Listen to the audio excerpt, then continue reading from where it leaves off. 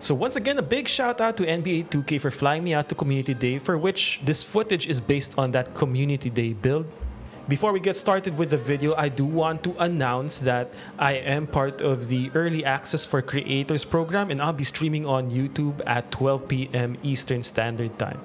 So in this video, I wanted to discuss big guard and big wing movement and even like small ball power forward movement in NBA 2K26, featuring clips from Luka Doncic, SGA, Zach LaVine, who I think is one of the more important wing players in the game right now, a little LaMelo Ball and a little James Harden, to showcase how big guards and big wings are moving in 2K26. This was a big problem in 2K25 unless you had SGA dribble style. Now there were ways around it, but I want to say that big guard and big wing movement really improved in 2K26 because of a few reasons. So I think one of the biggest common denominators across 2K26 is movement overall feels snappier. So for big guards, big wings, and small ball fours, the global changes in movement affect not only the speed in which you launch, the responsiveness of animations, but also the speed of the animations. And for guys like Zach LaVine, who will be the focus of the first part of this video, just a combination of the way his step back cancels work, the momentum generated out of his dribble moves, his super underrated dribble style, which I understand costs only 75 speed with ball. I think this is going to be a great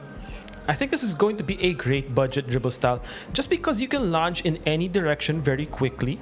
It's got a decent crossover launch, but I would say that the SGA crossover burst clears this and why it's a more expensive dribble style. But if you were worried about having hitches in your launches, Zach LaVine does not have a hitch in his same side launch. Combo that with Zach LaVine step back cancels, a lot of his underrated escape dribbles, and his combo move, and you got a fine example of a guy who had massive improvements in the way he can move. So I did several Q&As and a lot of people were asking what big guard and big wing movement is like for, more simulation style players or people who don't necessarily want to get glitchy with it, although you saw from some of the Zach LaVine combos that you can indeed get glitchy with it. So I think Zach LaVine dribble style is going to be good.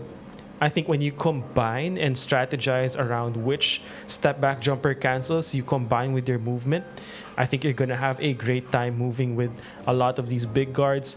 SGA has some very nice escapes and combo moves that generate a lot of distance, momentum, and speed, and in combination with his still great dribble style with an excellent crossover launch, I think SGA is going to be one of the favorites in terms of patterning your movement or using animations to sort of figure out a system of combos based on his movement. So that's it. I wanted to get this video out. You'll have about 5 or 6 more minutes of footage after this just to showcase some of the different combos that I was able to execute. Combination of trying to figure out the movement style. So this is a lot of labbing. It's trying to figure out which movement styles are viable for the game.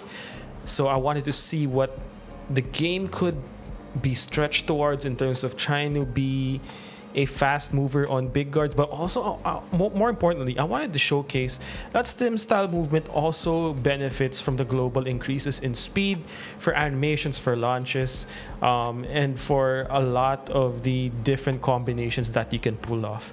So once again, I will go live as part of the Creator Early Access program at 12 p.m. Eastern Standard Time on YouTube.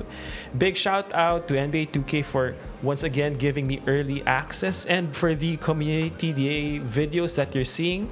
I always say this, man, I don't know how long I'll be doing this for, but while I'm here, I just wanted to take advantage of the opportunity, and I have each and every one of you to thank for that.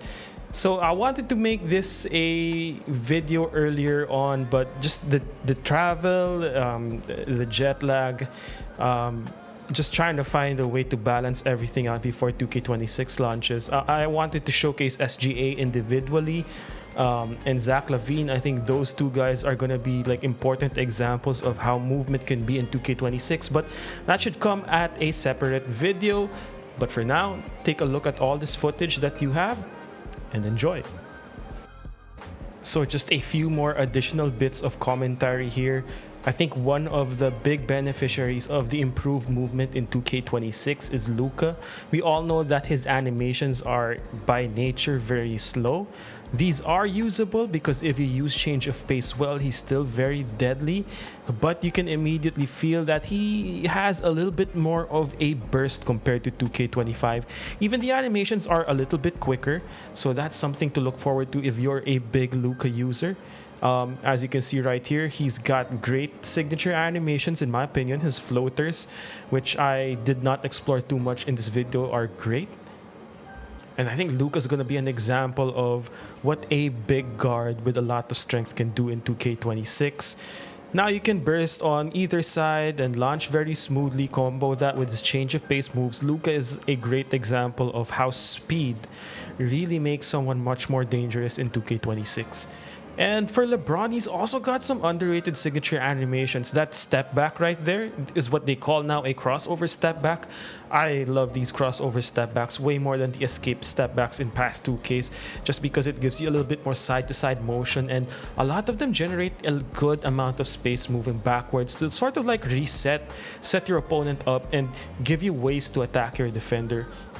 And lastly, one of the secret hacks for 2K25 for a big guard was that Devin Booker's step back jumper animations were some of the best moves in the game and didn't require any of the meta dribble styles, just because you could launch out of them after your cancels. And I'm happy to announce that Devin Booker keeps his signature animations intact for the most part, with the aggressive breakdown being one of the more important additions to the game.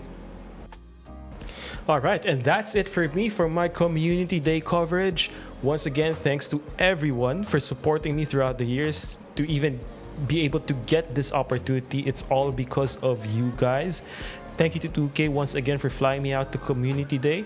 And I hope you enjoyed the footage. Last year, when I went to Community Day for the first time, I wanted to make a splash. I said I was gonna get some of the most viral clips, and that happened last year. This year, my focus was giving back to the community by breaking down a lot of the mechanics, some questions you might have had about the game, and I hope I delivered on that promise. But this is just the beginning, and you gotta stay tuned. The sauce is gonna be great this year. I think I'm optimistic about 2K26. I think gameplay balance is one of the things I'm concerned with, but I think that will hold up if the devs make the right decisions after sort of the early stages where people are going to be clamoring for changes. Overall, I think this is a 2K that a lot more people, a broader audience, will appreciate. Sim-style gamers may have some concerns, and I'm going to address that in a future video. But in my opinion, this is going to be potentially a good 2K if things hold up. So hope you enjoyed the video. Let me know what you think in the comment section below, and I'll see you on August 28, 12 p.m. Eastern Standard Time for the early access stream. Lots to break down there, lots of things we're going to do. I'll see you in the next one. Peace.